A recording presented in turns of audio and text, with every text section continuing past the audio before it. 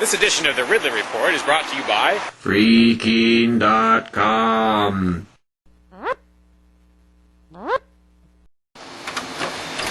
Decades overdue, it's finally starting. Some semblance of a property tax revolt in New Hampshire. By declaring his controversial home a parsonage or church or something like that, keen radio host Ian Freeman has probably triggered the 3-year countdown to having the home taken. Now, when I say home, there are really different words that I could use for this spot. I could call it the Keen Activity Center, which is sort of part of the, duplex that makes up Ian's property. That place is even more controversial than Ian's house. Although, I'm really not sure what all the definitions are here and what all the geographic significance of each part of the property is. And I'm not sure if the Keen Activity Center is part of that, if it's just Ian's house. But anyway, the important thing is there's a property there that's basically going into revolt status. Now, if I understand correctly, this situation is different from what's developing in Grafton,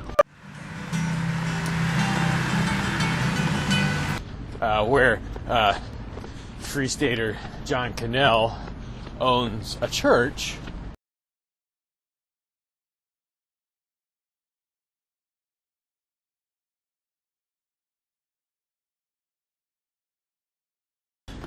which is in fact a church building and is open to the public for worship services and so forth to a large extent.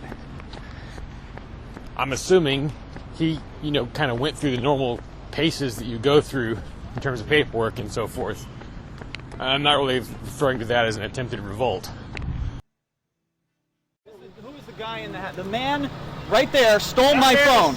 What Ian and company are doing, I got the impression from listening to Free Talk Live that they're not even going through the motions of trying to get government approval to be a church or be treated as a church. Anyway, so whichever of these properties or situations inspire you more, I think maybe we have some thinking to do about what kinds of things can or should be done to make sure the government does not have an easy time of it if it comes for them, for these properties. Here are some of my brainstorms. Things we've never been able to do before. So in some cases. Let's say we get to the point, perhaps in the year 2016, where the house is now at risk of confiscation.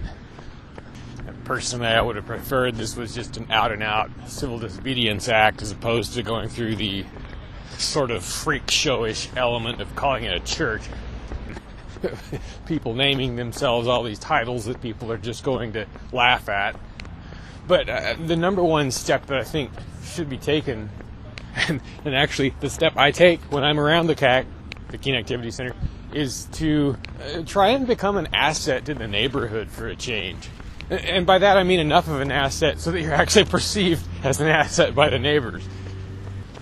I've only ever heard of one situation where the people who inhabit the CAC have gone out and cleaned up the neighborhood or something like that. It's not a dirty neighborhood, but it's very residential, and whenever I've been to the CAC, I felt actually kind of uncomfortable being there. Like it's sort of like I'm taking up parking space away from people who live in the area. There's not really many places to park. Maybe that situation's changed somehow since I was there last. But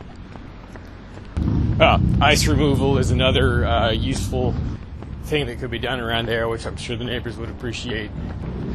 Ideally, as Ian is always saying, you don't want to do this kind of thing in isolation. And that's why he didn't do it for all these years, because he thought he would be kind of alone. But isolating themselves is exactly what the folks in the CAC tend to be doing.